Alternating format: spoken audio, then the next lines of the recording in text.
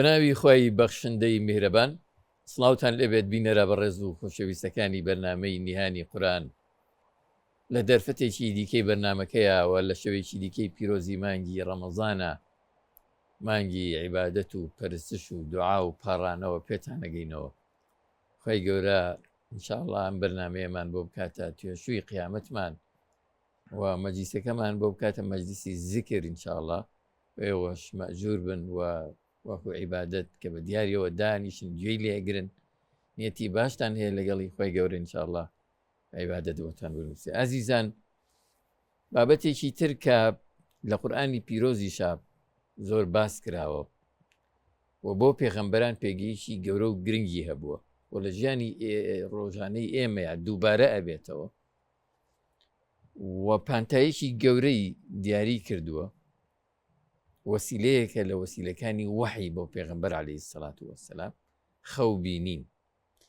زۆر بە پێویستمان زانیال قەیەم جارە باسی خەوبینین بکەین بزانینەوەی کە لە قورئانە باس کراوە و ئەوەی کە لە مێژووە هاتووە و ئەوەی کە پەیوەندی بە پێغەمبەرانەوە هەبوو عەلەیهیمۇ الصەڵاة وەسەلام ئەوەی کە ئێمە شەوانە دەیبینین چۆنی مامەڵەی لەگەڵ بکەین لەگەڵ بەڕێز کاک دکتۆر یاسین حەسەن بانخواز ئەم بابەتەش تاوتوێکین بەگەرمی و خێراتنی بەڕێزیانەکەین بە تەشریف هێنانەوەتان خۆشحاڵین کاک دکتۆر عەزیەتمان داین خوا بەخێر بێن خێراتنی ئێوە شەکەم یاخوا بەخێر بێن بۆ بەرنامەکەمان. من حەزەکەم لەوێەوە دەست پێ بکەین. پاشایەک هەبووە لە میسر خەوێکە بینێ دوای ئەوەی کە یوسف پێغەمبەر عەلەیهی سەلام ون دەبێ و دەکەوێتە ناو بیرەکانەوە و دەری دەهێننەوە و دەچێت لە ماڵی عەزیزی میسر جێگیرە بێ و دوایی بە یەکێک لە هۆکارەکان کە بوختانێکی بۆ دروستەکەن دەکەوێتە زیندان ئیتی لەوێەوە بۆ خۆی گەورەش توانایی لێکدانەوەی خەوەکانی پێ دەبەخشێ خەوێک کەی پاشای میسر ژیانی یوسف پێغەمبەر و خەڵکی میسر بە تەواوی ئەگۆڕێت تەنانەت یانی پاشا و کاربەدەست و حکومڕانی ئەمە چۆن نییە. من حەزەکەم ئەم بابەتی خەو لێرەوە دەست پێ بکەین کە حقیقەتی ئەمە لە قورئانی پیرۆزە هاتووە چۆن هاتووە و چۆن ئەم خەوا ماوەسا کاریگەری لەسەر هەرزی واقع دروست. بسم الله الرحمن الرحيم الحمد لله وصلى الله وسلم على سيدنا محمد رسول الله وآله وصحبه ومن والاه. دەستخۆشی بۆ جەنابەت مامۆستا عەباس خێراتنی میوانەکان و پیاوانی پشتی کامێرە شاشەی ڕازاوە و نمونەی زۆر جوانی کەناڵی ئاسمانی پەیام. وەڵام من بەر لە وەڵامدانەوەی ڕاستەوخۆی پرسیارەکەی جەنابە ئەمەوێ ئەوەتان ئەرزکەم وەکو جەناب و ئاماژە پێکرد کە مەسئلەی خەو هاوتایە لەگەڵ وجودی ئینسانە. خەوبینین بەشێکی گرنگە و پانتایەکی گەورەی ژیانی ئینسانی داگیر کردووە. ئێمە یەک لە سەرسەی ژیانمان لە خەوایە گرنگترین حاڵەتی خەویشمان بریتێ لە خەوبینین کە هەر یەک لێکدانەوەیکی بۆ کا بە درێژایی مێژوو لێکدانەوەی زۆری بۆ کراوە. لە کۆنا تەبعەن خەو کاریگەری ئەوەندە بووە کەسێک کە خەوی بینیوە سێرەکە مڵکی فڵانە کەس بۆ بەهی ئەم بەیانی کاسا و چۆ لێ سندووە و دادگاکەش داوێتی بەوە توێتی ئەوە مڵکی منە لە خەوە چونکە خەو لاوەعیە حقیقەتە عەدلی ڕەهایە وایان لێک داوەتەوە کە پێویستە ئەو مڵکەی تۆ هی من بێت چونکە من لە خەوا بینیوە بینیوێتی خێزانی فڵانە کەس ژنی فڵانە کەس ژنی ئەمە لە خەویە بۆ کە خەبەری بۆ تۆ چۆ ژنەکەی لێ سندووە و قازیش داوێتی بەوتێتیەوە لە خەوا بۆ و شێوازە بینیوێتی تەنانەت کار گەشتوتە ئەوەی وەکو لە کتێبەکانە لە ئەوروپایە کە نووسراوە ئافرەتێک خەوە بینێ بە مێردەکەیەوە کە مێردەکەی لەگەڵ ئافرەتێکی شوخ و شەنگایە بۆ بە ژنی و ئافرەتە ئەمەش خەبەرێ بێتەوە کە خەبەر بێتەوە بۆ سەر لە بەیانی کا بە کێشە و کێشێکی گەورە و خەڵک هەمووی ئاگادارە بێتەوانی و ئەم لاولادێن و ئەڵێ دادێکیان خۆمە لە خەوا بووە لە قەیناکە لە خەوی منە ئەو کاراکە بێ لە خەوی خۆیان چی بکە لە خەوی منە چیرۆکێکەیە گیاننەوتێتی بخەوەرەوانێ بەبێ تەلاقی بی شتێکی ئاواشێ لە کوردەواری خۆمانە. مەسئلەی خەو تەبعەن زۆر گرنگە. ئایا خەو واقعە یا ناواقعە وەعیە یا ناوەعیە ئایا یەک بە یەک شێواز مامەڵەیان لەگەڵاکەین یان ئەوەی کە جەنابە باسە کرد طبعا تشيروكي خوي يوسف يغنبر على نبينا عليه الصلاة والسلام بل دەست پێکە کاتێک مناڵێکی بچکۆلەیە سەرەتای سورەتەکەش بەوە دەست پێکە يا أبت إني رأيت 11 كوكبا والشمس والقمر رأيتهم لي ساجدين. خو أصلك أنا ما طبعا عندك يكيك لوانەوە ئەزانم ئەنیس منسوورە یا سەلامە موسایە قسێکی زۆر جوانەکە کە ئەمانە ئەلی دینیش نەبوون بەو شێوازە ینی کە زۆر لە دینە قوڵ بێتنەوە ئەڵێ خەوەکانتان مەگەڕنەوە میگەڕنەوە چونکە خەوەکان تەحلیلاتی زۆر هەیە بەشێکە لە کەسایەتیمان جاری وا هەیە ئابروو بەرەخە و جاری وایە نەخشە و پلانەکە کەشفەکە جاری وا هەیە یعنی زۆر شتی تایە بەستیەوەی هەمووی مەجێڕەرەوە هەموو خەوێک یان هەر هیچ مەخەو مەجێڕنەوە ئەو واڵێ ئەڵێ خەوەکانتان مەگەڕنەوە بۆ خۆتان خەوەکانتان جارێ خەوی خراپ بۆ پێغەمبەر صلی الله علیه و سلم هیچ نەگەڕنەوە خەوی چاک ژەڵێن نەخشە و پلان و کەسایەتیتان بەپێی لێکدانەوەی زانەکان و مەدرسە جیاوازەکانی خەو تەحلیلاتی سیر هەیە بۆ خەو جاء إني رأيت 11 كوكبا يانزا أستيرة والشمس والقمر يانزا أستيرة كوكبا كوباكو براكاني بوا الشمس والقمر أو داكي بوا رأيتهم لي ساجدين دعا فرمتي قال يا بني لا تقصص رؤياك على أحد على إخوتك فيكيدوا لك كيدا إن الشيطان للإنسان عدو مبين فعلا هات دي خوكش أبو بو شوازي لي بسر هات سيدنا يوسف روشت بو ببنديك بەڵام دیارە ئەمە قەدەری خۆی پەروەردگار بووە جا بزانە چەند دەرسیتە لە چیرۆکی سەیدنا یوسفە نووسەرە زۆر گەورە عالەمیەکان هیانە بۆ هەی ئەو مسڵمان بووە ئەو سەبکە ئەو داڕشتە کە لە چیرۆکە هەیە چیرۆکی سەیدنا یوسف لە قودرەتی بەشەرانیە کە بتوانێشتیوە دابڕێژێ دوای چیرۆکە تەبعەن کە زۆری بۆیان دەخرێتە زیندانەوە و لە زیندان دوو کەس خەوە بینن دوو کەسی گەنجن کە خەوێکی دیکەمان هەیە یەکێکیان نانی بەسەر سەرەوەیە باشە کە کەسێک کە تێر و شتیوا دێ لێخوا یەکێکیان ئەمە ئاخر فەیەسقی ڕەبەهو خەمرا دیارە خەمر ئەو جۆرەشتانە ئەیا بە پاشاکەی خۆی یا بە خاوانەکەی خۆی شتێکی ئاوا هەیە ئەوی سەیدنا یوسف بۆیان لێکە داتوانێت کە یەکێکیان تیاچێ بەڵامێکیان بەرە بێوان کە بەرە بێ بە بچێ لای پاشاکەی بەسەند تکایە بک بۆ بەربوونی ئەوە چیرۆکێکی زۆر و درێژە و قسەی زۆری تایە و قسە ژەکرێ لەوەی کە یەکێکیان ڕاز نەبووە لە خەوەکەیە بەڵام لە قورئانە ئاماژەی بەوە نەکراوە دوایەوە پاشاکە خەوێکە بینێکە وەستێک دێتە پێشەوە و چەند مانگایەکی قەڵەو ئەبینێ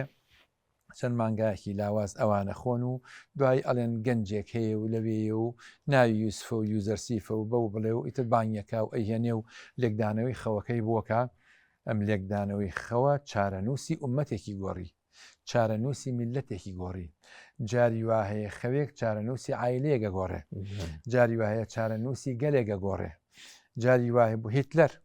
لە یەکێک لە جەنگەکانە خەوی بینی لە خەویە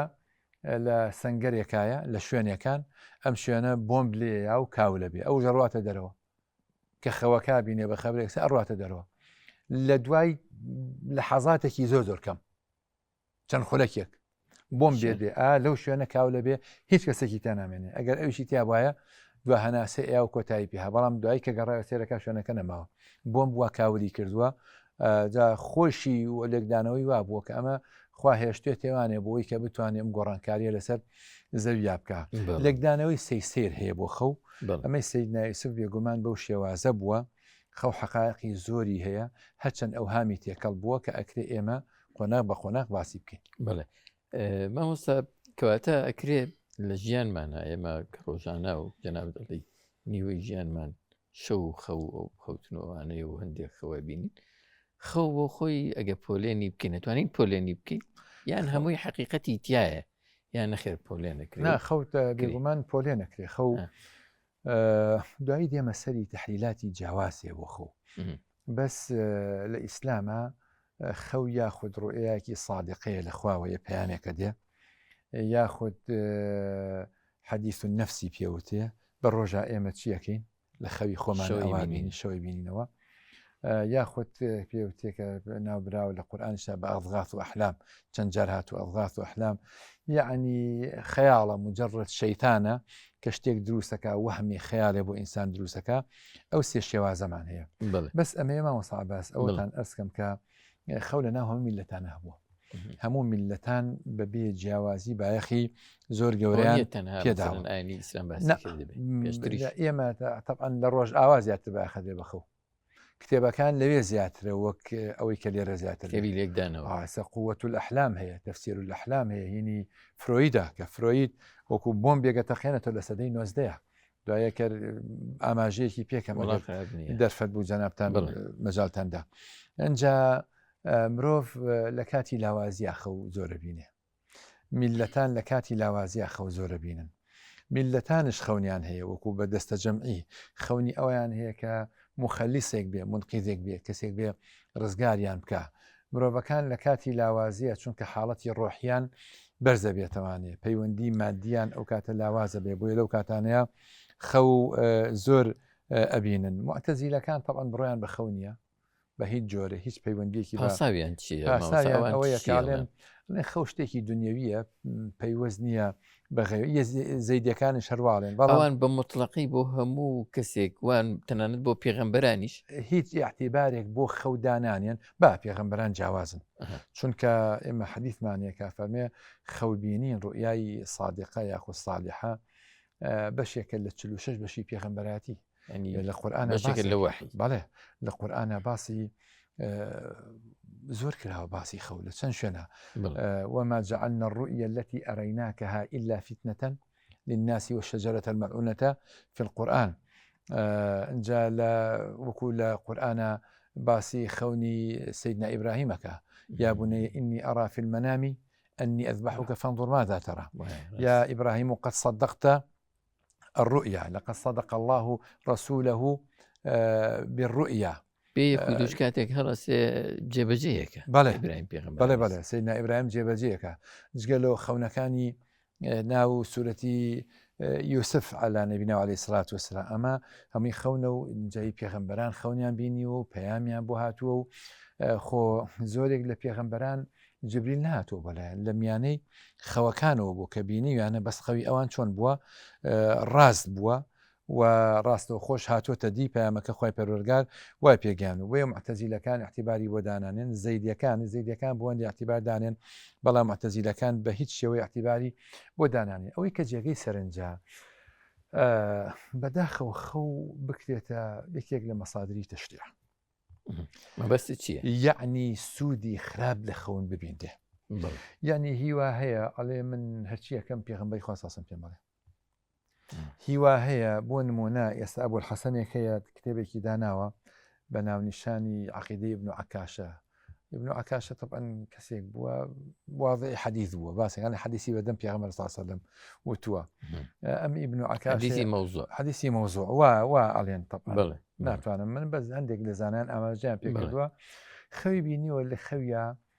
قسي كردوا اللي قال أما وباسي عقيدين كردوا توم عقيدين وسيوا ما عقيدي ابن عكاشة وزور كسجهاتو عليه انجا خوي بيني وفي عمر صلى الله عليه وسلم عليك بعقيدتي ابن عكاشة ئاوا بۆ شێوازانە ینی ئیبن حەجەری هەیثەمی ئەو زانە زۆر پایە بەرزە طبعاً دش بە تەیموری لەنگ بووە تەیموری لەنگ لە مەغۆلەکان بوو کاولکاریان کردو خۆتان نەزانن بەناوبانگە جارێکیان خەوی بینیوە گویا تەیموری لەنگ لە خزمەت پێغەمبەرە بۆ ساسەلا مشتوتەتی مەلعون گەشتوتە ئێرەش پێغەمبەری خوا سەڵەتی وای پێم مەڵێ قسەی پێ نەڵێ تۆ نازانی ئەمە ئالو بەیتی منی زۆر خۆشویستووە ئیتر لەمە دوا لە مەجلیسا باسی تەیموری لەنگ کراوە هیچ قسێکی لەسەر نەکردووە لەبەر ئەوە تەنانەت ئیبن حەزم کتێبێکیە بە ناونیشانی مداوات النفوس هێرشەکاتە زۆر لە زانایان کاڵێمە خەویان کردوتە کەرەستەی بۆ ڕاوکردنی نێچیرەکانیان یعنی ئەو ئەڵێ بەسن درۆ دەلەستە ئەم جۆرەشتان و ماڵ و سامانی خەڵکی پێخۆن و بەو شێوازانەیە میسرەکان لە کۆنە پەرزگیان بووە پەرزگەکانیان داناوە کاهینێکیان داناوە هاتوون لێکدانەوەی خەونیان کردووە لەبەرەوە زۆرێک هەن کە دێنی احتیما دەکەنە سەر خەو بۆ گەشتن بە هەندێک لە ئامانجەکان تەنانەت جارێکیان پیاوێکا بۆ لای مەهدی کە مادی زیرەک بۆ یەکێ بۆ لە خەلیفەکانی سەردەمی عەباسی پێی گوت بە مەهدی لە ناو خەڵکە وتی مژدە لە بێت 30 ساڵ حکمەکەی وتی چۆن وتی با من خەوم بینیوە و چاکش بزانە تۆش خەوێکە بینی کە ملوانکەیەکە سی موروی مرواری پێوە ئەبێت هەمووی ئاماژەیە بۆ ئەوە بەڵاوش کە خەوت بۆ شەو بۆ بەیانی ئێستا وتی فعلەن خەوەکەم بینیوە 30 ساڵ من حکمەکەم میتر قەزایایە و نزیکی کردەوە لە خۆی و بەخشیش و هەدی ئەو جۆرەشتانی یایە تەوان مادی کەسێکی زۆر زیرەک بووە یعنی باوەڕ ناکەم و کەسێک بێ بتوانێت گاڵتە بەعقلی بکە یان یحایەک بووە ئەم وای لێ کردووە کە ئەو خەوە ببینێ لەسەن جاری وا هەیە تۆ تووشی سەدمەیەکە بیت شتێکی پێخۆشێتە خەوی پێوبینی یا دوور نییە وەکو هەندێک لەزانیان ئەڵێن نووسەران جەڵێن ڕەنگە مەهدی ئەم موئامەرێ ئەم پلانە خۆی داینابێ پێی وتبێ وەرە لە مەجلیسەکەیە وام پێ بڵێ بۆی منش بەو شێوازەکەەوە قسە لەگەڵ بکەم بۆیە ڕوودا خەو بە زۆری دیمەنەکانمان پیشانەیە قسەکان کەمەتیایە هەیە قسەی هەیە بەس واقع بە زۆری چییە بە زۆری قسەکردنە خەون بەشی هەرە زۆری ئەو کەسانی کە خۆ بینن ئەڵێ خەوم بینی ئەڵێ چونکە خەوەکە بەسەن دیمەنەکان ئەبینە جا قیامەتە جا ڕاکردنە جا فرینە جا خەوی خۆشە خەوی ناخۆشە کەوت نەخوارەوەیە پەلاماردانە کە زانایان لەسەر ئەمە قسەگەلێکی زۆر زۆریان کردووە پاشانش طبعاً زانایان مفەکیر فەیلسوفەکان قسەیان زۆر کردووە لە خەو یعنی بۆ نمونە گەردێقەت بینە سە ئەرستۆ بڕوای زۆری بەخەو بوو بەڵام ئەڵێ هیچ پەیوەندێکی بە بواری غەیبیەوە نییە هیچ پەیوەندێکی بە بواری غەیب ئەرستۆ قەناعەتی وا بووە کە خوام گەردونی دروست کردووە تر لێی خشاوەتەوە لێی گەڕاوە هیچ تەدەخولێکی نییە خوای گەورە بۆ ئەو گەردونە اینجا لێکدانەوە کراوە بۆ نمونە ئیبن سیرین کە لە هەندێک لە فەیلسوفەکانی پێشوو ئینکاری ناکرێ وەرگیراوە کۆمەڵێک کتێبی زۆر یۆنانی تایبەت بە خەون تەرجەمە کراوە بۆ زمانی عەرەبی و هەروەهاش زمانەکانی تر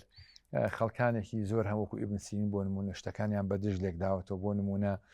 جەنازە کە جەنازا بینی ئەڵێ وە زەماوەنە بۆ نمونە کە ئەمری ئەڵێ ئەوە ژیانە کە شکستە خۆی ئەوە سەرکەوتنە ئایا خەو یا هەر خەوێک لە هەر زەمان و سەردەمێکە ببینێ بەم شەوەی لێکە درێتەوە ئێمە توانین پێوەرو بنەمایەکمان هەبێ بڵێن هەمیشە مەسەرەن جەنازە ینی زەماوەندە نازانم زەماوەندیانە مردنە شتی یاوە هەیە حاڵەتی ئینسانەکە خۆی ئەیبینێت لێکدانەوەی بۆکە جاری وا هەیە هەمان شت کە تۆ ئەیبینی بۆ تۆ لێکدانوەیەکیە بۆ کەسێکی لێکدانەوەیەکی هەیە هەمان شت بۆ تۆ ڕەنگە خێری تابێ بۆ کەسێک شەڕی تابێ ئەم شتە بۆ کەسێک کە خوێنکارە شتێکە هەمان خەو بۆ کەسێک کە بازرگانە و تاجر ڕەنگە شتێکی تربێ بەڵام بە ئەزمون هەندێک شت هەیە هەمویان کۆکن لەسەری بۆ نمونە گرتنی ماسی لە خەوە ماسی گەورە بۆ نمونە وەرگرتنی پارەیەکی زۆر بینینی ئاڵتون بۆ نمونە دز کە بێتە سەر ئایا بێ بەتەوە کاری دەوڵەمەندی یا ئەو جۆرەشتانە کۆبوونەوە و قەرەباڵغی بۆ کەسێک کە نەخۆشە ئایا جەنازەی مرد یعنی هەندێک شت هەیە زانەکان کۆکن لەسەری هەندێکش ئەزمموی ئینسان خۆیەتی بەس ڕاست و دروست ئەوەیە ئینسانەکە بێ حاڵەتەکەی ببینی ئێستا لە یوتیوبە بۆ نمونە هەندێک معبیر هەن بۆ ڕوئیا هەندێک لێک دەرەوەی خەون هەن ینی بەتوانان هەندێک هەیەنە پارە پیاکە لایک و کۆمنت و ئانە پیاکە لە خۆی و کەسابەتی پێوەکە بەس هەندێک هەن بەتوانان خۆی قسەی لەگەڵ ئەمانە چۆن جیاب خۆی قسەی لەگە من ئیدعاکەم کە توانم خەوەکان لێک بدەمەوە جەناویشتان بە حەقیقی مەسا توانن خەو لێک بدەنەوە خەڵکێک چۆن جیاوازیمان لە نێواندا بکە خۆی لە ڕاستیەکەیە پەیوەندی هەیە بە ئەزمموی هەر یەکمان لەگەڵ ئەو کەسانی کە لێکدانەوەکەن بۆ خەو ئایم کەسەی لێکدانەوەکە بۆ خۆ پارە وەرەگرێ ئەو کەسابەتێ پیاکە کەسێکی عابید و خواناسە کەسێکی سەرڕاستە کەسێکی ڕاستگۆیە یا دوو لە ڕیمەدی ساختە چییە و ئەوێ پارە پیاکە بە ئەزممون ئەومان بۆ دەرەکەوێت خۆی کە ئەچیتە لای کەسێ بۆ لێکدانەوەی خەو بۆ دەرەکەوێت هەر کەس بە ئەندازەی خۆی بەپی ئەزمموی خۆمان بمان دەرەکەوێت بە هەر حاڵ کەسێک ها بۆ لای ئیبن سیرین جارێکیان ئافرەتێ بوو وتی من لە خەوا بینی و مەکە هێلکاشکێنم سپێنەکەی هەڵەگرم و زەردێنەکەی فڕێم وتی بە دڵنیای خۆ بینی وتی ئەرە وەڵا سوێنی بۆ خاکە بینێتی ویستی بنێرێ بە دوای شورتەیە بۆی کەوا بیگرن وتی بۆ بمگرن دوای کەسێک بوو نازە نە ئافرەت نەبوو ببورن کەسێک بوو وتی ئەم خەوەی تۆ تعبیرە لەوەی کە ئەچی قەبرەکان و گۆڕەکان هەڵەیەیتەوە باشە کفنەکەیان کە سپی دزی و مردوەکان فڕێتەوە ناوچڵک لە سەردەمی کۆنا بووە فندزین بووە خەڵک جلوبەرگی کەم بووە فندزین و ئەو حاڵەتانە بووە بەم شێوازەیە یعنی لێکدانەوەی خەو پەیوەستە بە حاڵەتی ئینسانەکە خۆیەوە ئەنجا ئەم خەوەی تۆ ئایا ڕوئای صادقەیە ئایا ئەضغاث و ئەحلامە ئایا حەدیثی نەفسە هیوا هەیە کە خەوێ هەموو ژیانی بریتێ لە خەو هیوا هەیە هەر شتێک ببینێ ڕاستەخۆ دوایی لە خەوە ئەیبینێتەوە هەی شەنە هەیە خەوی بینی و دوای 20 ساڵ هاتوۆتە دی هەیە خەوی بینیوە هەر یەک لە ئێمە ئەوانە هەیە لە ژیانمانە خەومان بینیوە لە دوای 4 مانگ 3 مانگ هاتوۆتە دی خەومان بینیوە لە دوای 5-6 ساڵ هاتوۆتە دی خەڵکی خەونی بینی وڵی خەونەکەم لە دوای 30 ساڵ هاتوۆتە دی بۆ چونکەمە علاقەی بە حاڵەتێکی ترەوە هەیە چۆن لە بەرنامەی ڕابردووە باسمان کرد کە ناکرێت ئێمە بە یاساکانی عالەمی شەهادە دنیا مادیات حکم بین بەسەر عالەمی غەیبە ئەمش بە هەمان شێوەیە ئەم ئینسانە لە ڕاستێکەیە طبعا فرۆید لێکدانەوەی سێدی هەیە لێکدان فرۆید طبعا لە سەدەکانی ناوەڕاستە بە کورتی ئاماژەی پێ بکەم پێشتر لێکدانەوەی تر هەبوو بۆ خەو حاڵەتی غەیبی و ئەو جۆرەشتانە لە سەدەکانی ناوەڕاستە بەتابەت لە ئەوروپا یاسایشتیان دانا کە یاسای العشاء الثقيل ياخذ الحكايات المرعبة نان خواردنی قورسی ئێواران خەوی ناخۆش تووشی ئینسانەکە هەر فعلەن وایە تۆ تەواو تێر بخۆ تەواو پڕ ببە دوای ئەوە بڕۆ بخەوە هەر ڕێنەشەکەی بە ئاشکرا نەک تەنها خەوی ناخۆش ببینی یا حکایەتێکی حکایەتی مرعبەی پێوتێ ئەو چیرۆکانی کەوا ترسناکەن شەوان دانیشتین لە لادەیە باسی جنۆکاکرا باسی شەیتانەکرا باسی دێوەزماکرا باسی خێوەکرا باسی ئەماکرا تۆ خەوی ناخۆشە کە ئینسان کە ئەخوێمە لە عقلی باتنی ئینسانە ئەمێنێتەوانێ شەو خەوی ناخۆشە بینێ جا فرۆید لێکدانەوە هەیە بەداخەوە ئەو لێکدانەوەی سێری هەیە تقریبا 9 لە سەردەی خەونەکان لێکدانەوەی وا بۆ جنس بۆ حاڵەتی سێکسی ئینسان کە حاڵەتێکی مەکبوتە ئەنجا ئەو ئەڵێ خەو بریتە لە دیوە شاراوەکانی ئینسان یاخود دیوی کەپتکراوی مرۆڤەکان هەر شتێک لە مرۆڤە کەپتکراو بێ جا بەهۆی کۆمەڵگە و عیبەوە بێ بۆی زۆر و زۆرداریەوە بێ بە هەر هۆکاری بەهۆی دینەوە بێ بە هەر هۆکارێکەوە بێ ئەلێ ئینسان کە خەوە بینێ خەو بۆ حاڵەتەی خۆی بینێ کە کەبتکرا ئازادی بۆ وەرەگری ینی ئازادی بۆ وەرەگرێ ئەڵێ بۆ ئەڵێ چونکە تۆ کە ئەخەوی ئەو چاودێری کە هەیە بەسەرتەوە وعیە کۆمەڵگەیە چاوی خەڵکیە کامێرایە وازەیەکی دینیەوە لاوازە بێ ناڵێ نامێنێ ئەڵێ بەڵام زۆر لاوازە بێ بۆیە حاڵەتی لاوەعی چێبێ تاو ئازادە بێ وەکو چۆن نمونە بە شتێک یانێتەوەڵەیە پشیلە کە هەبوو مشکەکە دیار نابێ پشیلە کە نەما مشکەکە دەرەکەوێ بە هەمان شێوە کۆتوبەندە کە هەیە لە ئینسانە کە وعیە و لاوەعی کۆتوبەند کردووە کۆتوبەندی وعی لاوازە بێت بۆیە لاوەعی ئەو کاتە نەشاد وەرەگرێ و ئەکەوێتە چالاکیەکانی خۆی ئەو دیوەی کە کەبت کراوە یا خواستێتی خەو بەو حاڵەتانەوە بینی و کە چێژ خۆشی جنای مامۆستا چۆن مامەڵە لەگەڵ خەوەکانمانە بکەین ئەمە پرسیارێکە پرسیاری دومیشەوەیە پەنا بۆ چێ بەرین بۆ لێکدانەوەیە لێکدانەوە من قەناعەتم وایە طبعاً کۆمەڵێک کتێب هەیە ئینسانەتوانێت بخوێنێتەوە جگەلەوە ئەزمموی ئینسان خۆی بەش بە حاڵی خۆم ماسی گەورە کە ڕاوکەم لە خەوە ئەوە دنیاە بۆ نمونە پارەی زۆر کە بێتە دەست ئەوە پلە و پۆست و ئەم جۆرەشتانەیە باشە مەسەرەن لە خەونی هەندێک کەس دەست کە بێتە سەرماڵێک ئەو ماڵە ڕستخۆرۆزی زیادەکە بۆ نمونە ئەمە ئەزمون هەر یەکە ئەزمموی خۆی هەیە دووهام ئەوانەی کە مععبیری ڕوئیان لێک دەرەوەی خەون بە ئاەتەکانی قورئان لێکدانەوەی بۆکەن تەفسیرەکانی ئیبن سیرینن کە ئیبن سیرین ئەمە قسەی نەوتووە تەبەن بە ناوی ئەوە دانراوە خۆی کتێبەکەی نەنووسیوە بەڵام وتیانە ئیبن سیرین وای وتو ئەمەی وتو ئەوەی وتو ئەوی وتووە کۆکراوەوە وەکو چۆن ئێستش خەڵکێک هەیە مەسەن مردووە و 50 ساڵە مردووە ئێستش بەنای ئەوە قساکرێ بەنای ئەوە ئێستش قساکرێ بە هەمان شێوە بەو شێوازەیە لێکدانەوەی خەو ئەبێ ئینسان بچێ بۆ لای خەڵکانێک کە دەرکەوتۆمە پسپۆرن لە بوارەکەیە بە قورئان لێکدانەوەی خەوەکەن بە فرمودەکانی پێغەمبەری خوا صلی الله علیه و سلم لێکدانەوەی خەوەکەن بە ئەزمونونەکانی ئیبن سیرین، ئیبن شاهین و هەروەها عەبدوڵغەنی ئەنابولسی کەمانە پسپۆرن لە بواری لێکدانەوەی خەوە. خەو لە ڕاستیە ڕموزە، خەو لە ڕاستیە ئێمە خەوەکە ئەبینین، بەس ئەم خەوە دەمامکدارە، پێویستیمان بە کەسێکی قیناعەکە و دەمامکەکەی بە زمانی ئەم سەردەمە کۆدە ئەو کۆدێکی ئەتوانێت بیکاتەوە. کلیلی کۆدەکە لای کێیە؟ ئەو کەسێکە پسپۆرە لە بواری خۆبینینە. هەنێک مامۆسا هەن بۆ نمونە ئێستا من لە یوتیوبە هەنێکە بینم کە لێکدانەوەکە ئەزانێک لێکدانەوەکەی خراپە و مامۆستاکە لێک دەرەوەکە بە نهێنێکی زانیوکسە تەلەفۆنەکە داخاتەوە، یا هەنێک ئەڵەیە کاکە تەلەفۆنەکەی داخەرەوە با لێکدانەوەکە بۆ نەکەم. بۆ نمونە پرسیاری لێکە ئاڵێت تۆ مەسەن خەوەکەی خراپە، ئاڵێت تۆ لەگەڵ کەسێک لە پەیوەندیە، ئەڵێ نە، دوایی ئەترافی پێکا بڵێ لەگەڵ کەسێکا لە پەیوەندیایە، باوکە ماوە یان مردووە، ئەو کار ئاوا بۆ شێوازە بەپێی ئەزمون ئێمە ئەبێ بچین لەگەڵ خەڵکیە کاتێک کەڵبین بۆی کە لێکدانەوەی خەوەکانمان بۆکەن. بەڵام ڕێژەیەکی باشەیە لەوانی کە لێکدانەوە بۆ خەوەکەن. لێکدانەوەی هەڵا تەسیر لەسەر جۆری خەوەکە زۆر خراپە. لێکدانەوەی هەڵا زۆر خراپە. کەسێک لێکدانەوەی هەڵا بۆ خەوی کەسێکی تر بکە، ئەوە تەبەن خەوبینینش تەبن بە تایبەت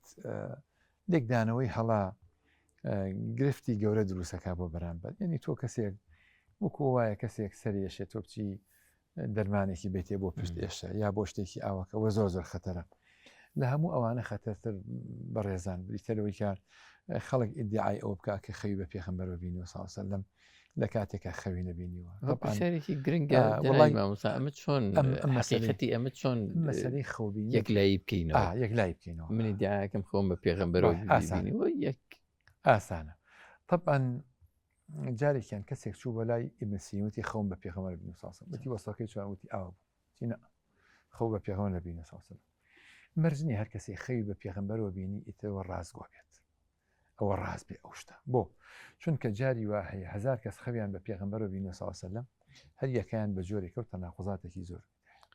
جاری وایە خەوی بینیوە پێغەمبەرەوە صلی الله علیه وسلم ئیدعای ئەوەکە وتێتی ئەو شتە ڕوئەیە و شتەکەش ڕووی نەهێوە، ئەگەرەوە بووە چۆن تەحققی نەکردو چۆن شتەکە نەبینراوە. ئەبێ کەسێکی چاک بێ خەو بە پێغەمبەرەوە بینێ صلی الله علیه وسلم، چونکە فەرمێ الشیطان لا يستطيع أن يتمثل به. شیطان ناتوانێت بچێتە سەر شێوەی پێغەمبەر صلی الله علیه وسلم، ناتوانێت بچێتە سەر شێوازی پێغەمبەر صلی الله علیه وسلم بە ئەوصافی پێغەمبەر خۆی صلی الله علیه وسلم،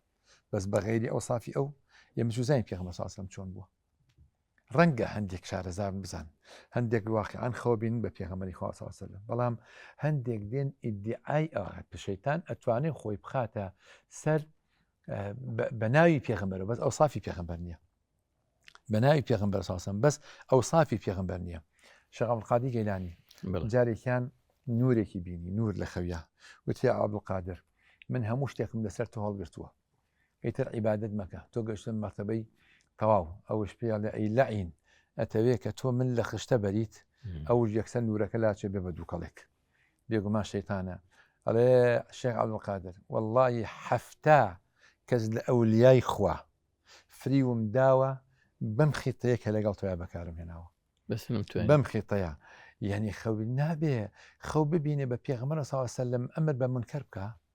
دژ بە بنەماکانی قورئان بێ، خەو ببینێ بە پێغەمبەری خوا صلی الله علیه وسلم بڵێ ئەو شتە لە کاتێکە خراپەکە بکرێ. ئەمە هەر هەمووەکەی پێوەرە، ئەبێ هاوشێوەی پێغەمبەری خوا بێ صلی الله علیه وسلم لە 100% یەک وەصفێکی هەبێ بەو شێوازە نەبێ ئەوە دەرناچێت. ئەمە لەلایەکی تر بەداخەوە خەو بینین بە پێغەمبەری خوا صلی الله علیه وسلم کەەوە من بووم بە مەهدی و کە من ئەوەم بینیوە و واقع و یعنی ئێستا خەڵکەوە بینێ حکمەیە بەسەر قیامەتە،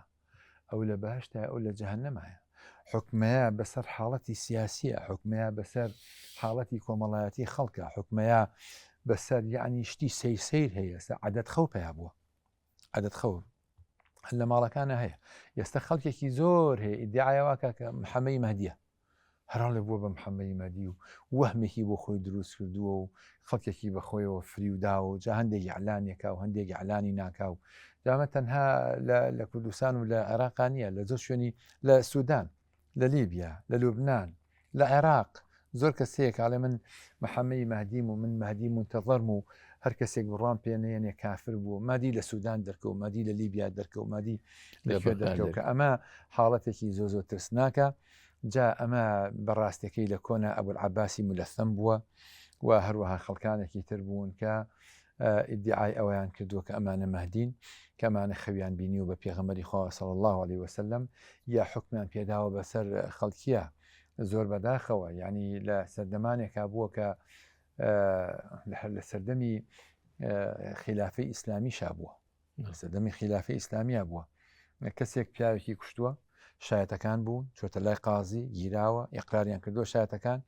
قازی بڕیاری یاوە بۆی کەوا ئەم کەسە پێویستە بەوەی کە بکوشتێتەوەنی تۆڵی لە بکرێتەوە بکوشتێتەوە حاکمێک دەسەڵاتدارە دیارە واستەی لەلاکەن و ئەوش دێ بە لای قازێکە و جای بوونە بێ نەکوشتێتەوە ئەلێ بۆ لێ فەرمانی پێغەمبەری خوا صلی الله عليه وسلم یان چی فەرمانی پێغەمبەر لێ هاتوۆتە خەوم و توێتی فلان کەس نابێ بکوشتێتەوەنێ ئەمە خەوبینینێکی ناڕاستە ئەمە دژ و پێچوانێت لەگەڵ بنەماکانی قورئانە کە عەدالەتە کە ئەو کەسێک ومن يقتل مؤمنا متعمدا فجزاؤه جهنم تۆبی بەو شێوازە لە دوایە تەکتیکێکیان بەکارهێنا تەکتیکێک شتێکیان فێر کرد ئەم ئینسانە وڵات تۆ بڵێ من سەرخۆش بووم و ئەم کەسە هاتووە تەعەدا لە ئافرەتێک بکە منش قبوڵم نەکردووە بۆیە کوشتومە درۆ دەلەسە و ئەم جۆرەشتانە هێناویانە بەمانە خەڵکێکی زۆر هەیە تەبعەنوەکو ئەرزم کردن معتەزیلە و بەتایبەت معتەزیلە اعتیبار بۆ خەودانانێ چین و توێژێکەن هی تەسەوف ئەوانە یاعتیباریان زۆرە بۆ خەو ئەجا کتێبی گەورەیان داناوە لەسەر خەوم بینیەوە پێغەمبەر صلی الله علیه و سلم ئەو شتەوە ئەبێ خەومان بینیەوە پێغەمبەر من خۆم بینی و بە چەند کە زووتیانە خەوم بینی و بە پێغەمبەر صلی الله علیه و سلم وتی بچنە ناو فڵانە گروپەوە کۆ فڵانە گروپ هەر وجودیشی نەما هەر کۆتاییشی پێهاو خەوم بینیوە فڵانە کەس ئاوا پیاوێکی ئاوا چاکە و ئاوا کاتێک کەسێ دەکەی فڵانە کەس مەسەلەن ستەری لە شتی ترەوە دەرچووە پیاو چاک ئەهلی خوا ئەم شتانە قبوڵ ناکە ئیمامی ئەحمەدی کوڕی حەنبەل خوای لێ ڕازی بێ بە ڕەحمەت بێ جارێکیان پیاوێک هاو بۆ لای و وتی من لە بەهەشتا تۆم بینیوە وتی بەسە واز بێنە بڕۆ بە فڵان کەس شیان وا بوت ئەو تا دەستی سوورە بە خوێنی خەڵکی هاتن بۆ لای کەسێکی تر یەکێ لێ پرسی وتی رأيتك في مقعد صدق عند مليك مقتدر وتیان بینێوتی ئەخوا بگرێ یاخوا بڕۆ شەیتان چەند یاری بەخۆ کردێتەوە یاری بە منیشکی بڕۆ وازم لەبێنە من خواخوامە خوای پەروەردگار هەر دڵۆپێک لە خۆشەویستی و ڕەحمەتی خوای پەروەردگارم بەرکەیە نابێ هەر کەسێک بێ بڵێ وەڵا من خەوم بە پێغەمبەرەوە بینی باسی تۆی کرد و خۆم بۆ بینی تۆ لە جێگەی ئەوەی تو خۆم بۆ بینی ئەمانە حاڵەتی خراپن ئینسانی ئیمانداری ڕاستەقینە نەفسی خۆی تاوانبارەکە تۆمە دەخاتە سەر خۆی نەک بۆی کە بێت تەزکیەی خۆی بکە ئەنجا خەڵکێک هەیە فری وەدرێ ئەچێ بۆ بە عەدەت خەو ئەزانێ فڵانە کەس عەتا و بەخشیش و هەدیە ئەم جۆرەشتانی پێبەخشێ و دەسەکا بە گریان و لوشکە من تۆم بینی پێغەمبەری خوا صلی الله علیه و سلم ئاوای کردو هەیە خەوبینین هەیە بە پێغەمبەری خوا صلی الله علیه و سلم ئەگەر سەر ڕاستگانە و ڕاستگۆیانە بێ ئەم ئینسانە لە برسا خەوی نەبینی بێ لە تێریا خەوی نەبینی بێ ئەم ئینسانە لە حاڵەتی ترسا نەبوو بێ ئەم ئینسانە سەرما و گەرمای نەبێ ئەم ئینسانە کۆمەڵێ مەرجی زۆر هەیە بۆ خەو مامۆستا فەرامۆشکردنی خەوەکان چۆنە هەر ئیمانت بە خەوبینین نەبێت بڵێ ئەمە هیچ نییە و یا و خەوانی کە دێن وەکو خەوی گەورەشیان تیا بوو بێت تۆ فەرامۆشی بکەیت توی گرنگیان مامۆستا عەباس فەرامۆش ناکرێت هەر کەسێکش بڵێ من فرامۆش یەکەم ناتوانێت فەرامۆشی بکە ئللا لە مێشکی ئەم خەوا بینێتەوە خەوی وا هەیە بۆ نمونە من خەوی وا هەیە بینی مەسی ساڵ پێش ئێستا هەتا ئێستا لە یاد ماماوەتەوە کە هەڵەسێ ئەو خەوا گێڕێتەوە هەیە ئیهمالێکە بەڵام تعبیرە لە واقع ها ئەمە دروست نییە فەرامۆشکردن ئەکرێتەوە باش ئەگەر پەیامێکی جوانێ بۆ بێ بۆ نمونە بۆچی ئینسان فەرامۆشیکە ئەگەر ئینسان لە خەویە ئەگەر کاو نوێژ بێ لە خەویە پێغەمبەری خوا صلی الله علیه و سلم بێ دەستخاتە نێو دەستێ و بفەرمی ئامان تۆ نوێژەکانێ ئەم حاڵەتە بۆچی فەرامۆشکە ئینسان چەند لە هەوڵدا خەوێکمان هەیە مەسەلەن وەکو لە ئەسرا هاتێ بێ بووبێتە هیدایەتی کەسێک یان مەسەلەن هەزاران تر بۆن بوونە هەزاران کەس هەیە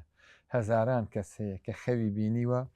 لە خەوەکەیە بۆ تەمایی هیدایەتی کە خەوی بینیوە چۆتە جەهەنەمەوە کە خەوی بینیوە بەهەشتیان پیشان داوە کە خەوی بینیوە ئاگرێکی تێبەر بووە کە خەوێن زۆر کەسێ لەوانی کە پیاوکوش بوون کە مجرم بوون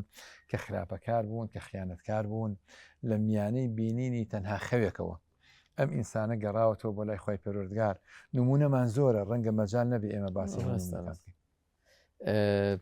زۆر باش پێغەمبەر عەلەیهی سەڵات وەسەلام با بگەڕێنەوە بۆ لای ئەو کە مەصدەری تەشریعی بەڵێ ئێمەیە چۆن مامەڵەی لەگەڵ خەوەکانی خۆی و هاوڵانی شا کردووە پێغەمبەری خوا صلی الله عليه وسلم فەرمیێتی هەر کەسێک کە خەوێکی خۆشی بینیوە بیگەڕێتەوانێت جاری وا هەیە لە سەحابەکانی پرسیوە تۆ چ خەوێکە بیماذا حەلەمت چ خەوێکە بینیوە ئەگەر خەوەکە خۆش بوو بێ طبعاً لێکدانەوەی زۆر باش و جوانی گرنگە اینجا ئەگەر خەوەکە ناخۆش بێ پێغەمبەری خوا صلی الله عليه وسلم فەرمێ کە هەسای سێ تفکە بۆ ئەوەی کە نێتە دی خەوەکە نێتە دی چونکە خەوی خراپ ئەگەر نەیگەڕیتەوە ئەکستر وایە کە نایەتە دی ئێمە ڕێگەی بەڵێ ئینشاءالله نایەتە دی بەڵام کە گێڕاتەوە نفسیەتی ئامادەسازی ئەوەی بۆ بێ کە ئەو شتە ڕووبات نفسیەتی ئامادەسازی ئەوەی بۆ ئەبێ کە ئەم شتە ڕووبات بۆیە پێغەمبەری خوا صلی الله علیه وسلم مامەڵەیەکی دروستی کردو لەگەڵ خەوە و وەکو بەشێکی زۆر گرنگی حاڵەتی ژیانی ئینسان مامەڵەی لەگەڵا کردو هەر فعلەن خەو کۆمەڵێک پەیامی پڕ لە کۆدە دەمامەکدارە مقەنەعە و هەروەها کۆمەڵێک ڕەمزە دێ بۆ ئینسان کە لە ڕێوە ئەتوانێت مامەڵەیەکی دروستی لەگەڵا بکە ئەتوانێت ئینسان لە میانەی خەوەکانیەوە کەساتی خۆی دامەزلێنێتەوە لە میانەی خەوەکانیەوە کێشەکانی چارەسەرکە لە میانەی خەوەکانیەوە پەیوەندیەکانی خۆی دروست ڕابگرێت لەگەڵ خەڵکە ئینسان لە میانەی خەوە ئەزانێ پارەکەی حەڵاڵەیە حرامە جاری وایە ئەو پەیامە بۆ دێ لە میانەی شاعیرێک هەیە ئەڵێ من لە خەوە ئەم شعرە نووسیوە هەیە لە خەوە ئەو شعری نووسیوە هیوا هەیە لە خەوە فێری زمانێک بووە هەیە خەڵک هەیە لە خەوا فێری زمانێک بووە بۆیە بەشێکی گرنگی ژیانمانە بەڵام ئەوەندەی کایە خەو ئاوێنەیە ئینسان هەتا پاک بێ ئاوێنەکە تا جوان بێ ئینعیکاسی شێوازی ئێمە جوانتر و پاکتر ئەداتەوە جزاکەڵڵا خێرا من دەفەدەم میوانە بەڕێزانش لەبەری خەوە حتمما ئێوە خەوتان بینیوە لە ژیانتان تۆ خەوت بینیوە مەسەلەن پێی متەئەسیر بووبی پێی کاریگەری بووبی بۆ پێت سێرە یانی خەوت چۆن بینیوە وڵای خەوام نەبینیوە بەڵام بڵێن چیرۆکمان بیستۆکەوە بیکارگەر ببێتین یەکیش لە چیرۆکان لە کاتی چۆن مامەڵاکی لەگەڵ خەوەکانت وەڵام وەکو ئەوی کەوتی فەرامۆشەکەم گوێ پێ نایم ئەڵەی مامۆستا لێ باش نییە وڵای گوێ پێ نایم خەوی زۆر نبینم وەکو خەوەکان ئەگەر خەوکیش ببینم بڵێم زۆر دیار بێ ئەو کاتە چمە لێ مامۆستا ئەو کاتە چمە لێ مامۆستا زۆر باشە پرسیارت هەیە بۆ جەنابی مامۆستا وڵای وەکو پرسیار نەبەز ئیسافەیەکمێ بۆ گروپانی کەوتی باوەڕیان بە هین نییە باوەڕیان بە خەوەکان نییە کە خەوە بینتێ لە کاتی سەحابەکانە ئەو کاتێ بۆ بانگدانی خود قامەتکردن لەو کاتدا زەنگێدار زەنگ لێدرا پێشووی بانکە بێ بەڵامێکە لە سەحابەکان لە شوێوەکانە خەوی بینی باشە خەوی بە بانگەوە بینیوتی یەکێک هاتووە بۆ لەم بانگی داوە لە دوای بانگەکەەوە دوای دوسێ دقە دوای ئەوە هاتووە بۆ لە هەم جیان قامەتی کردووە ئەنجام سەحابێت چوو بۆ لای پێغەمبەری خوا صلی الله علیه وسلم چوە بۆ لای ئەم خەوی بۆ گێڕاتەوە ئەنجا پێغەمبەری خۆش توێتی زەنگەکە لاتەن ئەوە هی بەرامبەرکەن ماگوڵین کافرەکانە وشکەکانە ئەیکەن بەم بانگ و قامەتە ئەتر لەسەرەوە لەسەر ئەو خەوە بانگ و قامەت دانرا بەڵێ وەڵا ئاگەم لەوە نییە تەبەن لەو فەرمودێکە بەو شێوازە بوو بێ بەس خەوێکێک نییە لە مەسادر و سەرچاوەکانی تەشریع لە ئیسلامە بجگە لە پێغەمبەران جگە لە پێغەمبەری خوا صلی الله علیه وسلم کە خۆی ئەو بەبێ خەویش خاوەنی ئەوە بووە کە تەشریع دابنێ و دوای ئەوەی کە خوای پەروەردگار مکەلەفی کردووە هەر کەسێک بەشێک لە خەو بکا بە بەشێک لە تەشریع یا بنەمایەک بۆ یاسادانان یا بۆ حکومدان بەسەر خەڵکە یا بۆ دیاریکردنی ڕزق و ڕۆزی ئەو جۆرەشتانەوە ئەسڵ و ئەساسێکی نییە بۆیە قەدەغەیە حکوم تەشریعدانان ئەمە بۆ هەموو کەسێک ڕاستە بۆ بۆمە لەسەرەوە تا خوارەوە بەڵێ بەڵێ پاشای وڵات هیچ کەسێک بۆی نییە بیکاتە سەرچاوی یاسادانان بە هیچ جۆرێک یا حکومدان بەسەر خەڵکە بۆ بەهشت و بۆ جەهەنەم یا بۆ خۆی بە هەر حاڵ خۆی بۆ خۆی خەوێکە بینێ کاکەەوە ڕووداوێک ڕۆیە من خەوم بینیوە بە ڕووداوی سیاسیەوە سێ مانگ دوای ئەوە هاتوۆتە دی بەس مافم نییە بیسەپێنم بەسەر خەڵکیە بیکەمە یاسا بکەتە تەشریع بەڵێ دەستخۆش فەرموو تۆ لەبەری خەوەی پرسیارت نییە خەوە بینن نێوەتەوە لێکدانەوەتان بۆی هەیە ئینشاءڵڵا. ماڵەوەتان گرنگی نادەن بەخەو زۆر باش فەرموو تۆش پرسیارێکە لەبارەی خەوە نییە زۆر باش ئێوە وابزانم خوشکان ژنان زیاتر لە بابەتی خەوە هەستیارن ئەو زۆرە جێڕنەوە وایە وڵای من وەکو خۆم نا بەڵام بینیومە ینی چوار دەورەکەم هەستیارن لە سریان خەوێکە بینین یەکسەر بە دوای ڕۆنەوانە تۆ بە خۆت چۆن لە خەو تێگەیشتووی مەسەرەن ئایا ئەکرێ ئەمانە پەیامی گرنگیان تیاابێ ئەکرێ ئەو خەوانەی کە تۆ لە مەجلیسێکا بوو گێڕاویانەتەوە خەوی گرنگ بوو بنیانی یا خۆت بینی بێتە هات بێتە دی خەو کە خۆم بینی بێتم هات بێتە دی زۆر کەم بووە زۆر احتمامیش بە خەو نامانی بڵێم بە دوای ئەڕۆم و سێرچێکم زام ئەم خەوە لە چی و معنایکی ینی خۆمی بۆ قەلق ناکەم بەس پرسیارەکەم بۆ کاک دکتۆر هەبوو چۆن بزانم خەوێک حەقیانی لە لای خوا بۆم هاتووە و چۆن بزانم خەوێک لەلایەن شەیتانەوەیان خەوەکە ڕاستی نیە. طبعا زۆر گرنگە ئەوە ئێمە وتمان سێ جۆر خەومان هەیە خەوێکیان ڕوئێ صادقەیە لە خواوەیە پامێکی ڕۆحی و لاوەعە خەوێکش هەیە کە ئەڤغاث و ئەحلامەوە لە شەیتانەوەیە خەوێکش هەیە کە ئەوە حەدیثی نەفسە ئێمە خەو زۆرە بینین بۆ نمونە ئینسان جاری وایە هەمومان جاری وای خەوە بینی ئینسان بێزەکاتەوە لە خۆی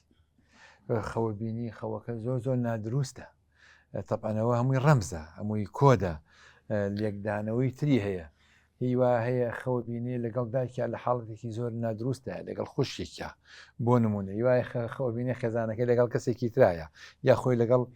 کەسێکی ترایە ئەمانە هەموو پیانەوەتی ئەڤغاث و ئەحلام بەشێکیان ینی هەر شتێک کە زانین ئەمە بە زەرەر ئەشکێتەوە یاخۆت قابلیانی پێچەوانەیە لەگەڵ خو ئاداب و نەریتی تۆیە لەگەڵ کۆمەڵگەکەیەوە بێگومان لە شەیتانەوەیە هەندێکیان ئەوەیە کە بە ڕۆژە تۆ کارێکەکەی شەو بیل لە کەسێکەکەی توانێ بۆ نمونە ئەو ڕۆژە کێشەیەکە لەگەڵ کەسێکا بۆ دروست بووە لە خەوە ئەیبینی بەس ئەوەی کە لە خۆی پەروەردگارەوەی تەبەنەوەی کە حاڵتێکی هێمنی پێوە دیارە بۆ نمونە ئینسان زۆر شپرز نابێ زۆر ناپەشۆکێ بەشێکی کە خەوی خۆش بێ خێری ینی دڵی پێی خۆشە بێ ئەگەر پامێک بێ بۆ چارەسەرکردنی گرفتەکان یا پامێ بۆ تو بۆ من و تۆ بە خۆمان نابچینەوە ئەوەر بەوەش پێی دڵخۆشە بین یاخۆت بۆ نمونە ئەو خەوانەی لە دوای تێرخواردنە یا لە دوای زۆر برسێتیە ئەوە ئەڤغاث و ئەحلامە ئەو خەوانەی لە دوای حکایەتێکی ناخۆشە لە دوای ژاوەژا و ئاژاوە و ململانی و سراعێکی زۆرە ئەوە ئەڤغاث و ئەحلامە یا حەدیثی نەفسە ئەوەی کە لە خوای پەروەردگارەوە دێ ئەوەیە کە تۆ بیری لێ نەکردوێتەوە و شەو خەوتویت و بەهێمنی و ئارامی بەبێ ئەوەی هیچ کاریگەریەکی دەرەکی لەسەر جەستەی تۆ بوو بێ ئەوە خێوەکە لە خوای پەروەردگار مامۆستا جاری وا هەیە بۆ منە هەرە بۆ بچینەوە بۆ لای پاشای میسر کاتی خەوەکەی بینی ئەم پاشای لەوانەیە دەیان خەوی دیکی بینی بێ سەدان خەوی دیکەی بینی بێ پێی گرنگ نەبوو بێ ئەم خەوە کە گۆڕانکاریی گەورە لە ژیانی خۆی و گەلەکەی و تەنان پێغەمبەری و شایەنێتارەوە پێی گرنگە چۆن با بڵێین گرنگی ئەم خەوە لە قەناعەتی خۆیە ئینسانەکە خۆی هەستی پێکە یعنی خۆی خەو وەکووتما ڕەنگە بەشێکی پامێ بۆ تاوکردنی کەسایەتی نوقسانیەکی هەیە ئەم بوارە کەسایەتی خۆی ڕەنگە کاملکاو دامەزرێنێت مرۆڤەکان بە ئەزمونونەکانیان بۆیان دەرەکەی خۆی هەموو خەو زۆرە بینی جاری وا هەیە تو ئەم خەوە هەنێ خەو هەیە لە بیر ناچێتەوە ئەمە ینی شتێکە هەنێ خەو هەیە ڕۆداوی زۆر گەورەی لێ چاڕوانەکە ئەمە خۆی شتێکە تۆ کە خەوە بینی ئەو بەبێ ئەوە کێشیەکی بوو بێ مانگ شەقە بێکەوێتە خوارەوە تۆ کە خەوە بینی شارێک بۆ نمونە ئەسووتێ ئەم شارە بەبێ ئەوە کاریگەریەکی دەرەکی لەسەر جەستە هەبێ لە کاتی خەوەکەیە تۆ کە خەوە بینی بۆ نمونە ئیزدیحام و قەرەباڵغیەکی زۆر ژاوێکی زۆر هەیە لە شوێنێکە ئەم خەوە بەشی هەرە زۆری ئەو خەوانی کە لە بیرەچێتەوە هیچ نییە بەس ئەوانی کە ئەمێنێتەوە لای ئینسان بە ئەزمموی خۆی بۆی دەرەکەوە ئەمە شتێکە سمە خەوم بینیوە یعنی یەقینم هەبووم خەوە شتێکە فعلەن شتش بووە کە لە کەسێکی پرسیوە بوو لێکدانەوەی بۆ کردو خۆبین بە باوکمەوە کە وفاتی کردو بۆ نمونە تعبیرەکە یەکێتەوە خۆبینم بە دایکمەوە کێستا لە ژیان نەماوە مەسەرەن شتیاوە بە براکانمەوە بە دەوروبەرەوە بە ماڵ و خێزانمەوە خۆبینم بە خودی خۆمەوە کە لە سەفەرێکم جاری وایە کە ئەفرم خۆبینم بە سیارەیەکەوە کە هەر ئیستۆپەگرم بەس بووم کۆنتترۆل ناکرێت بۆ نمونە کە زۆر کەس ئەواگرێەوە مەسەرەن کێشەیەکە ئاواتێکە هەیە کە پێی ناگەی شتێکی ئاوا ئەو لێکدانەوانەیەوە خەو بەشێکی گرنگە و خەڵکێکی زۆر لەسەر بواری خەو خۆی پەروەردە کردووە بە هەڵەکانی خۆیان چۆتەوە و خەڵکێکەشەیە لە میانی خۆ ئینحرافی کردو بۆ نمونە هیچ کەسێکە بۆ نای ئیبن سەبعین وەکو ئیبن تەیمیە لە مەجموعی فتاوی ئەرشەکاتە سەری ئیبن الفارض و ئیبن سەبعین وانەکە لە مەجاری خەوا زۆر ڕۆچوو بوون گەشت بۆ ئەو ئاستەی کە ئیدعایەوە کرد کە ئەو پێغەمبەر ینی حتا زۆر بەداخۆی و لەقەد حەجەرە ئیبن ئامینەتە واسعان ئەیوو کوڕی ئامینێ بە پێغەمبەر یەوت بەو شێوازە ئەیوت عەلەیهی سڵات وەسەلام بەو شێوازەی شتی فراوانی زۆر تەسک کردێتەوە شکەوتێتی لا نەبیە من بعدی یا لە نەبیە بعدی چۆن پێغەمبەر نییە لە دوای ئەوە تا ئیدعای ئەوەی کردووە کە مەتوانێت بێ بە پێغەمبەر و بەو شێوازە تۆ پرسیارە نەبوو مامۆسای بەڕێز فەرمووتانەوە ئێمە نین بەتەنها و گەلانی موسڵمان ئیسلامی گرنگی بەخوادەی گەلانی دیکەشەیانە ئایا بنەمای لێکدانەوەی خەونەکان ئێمە و لای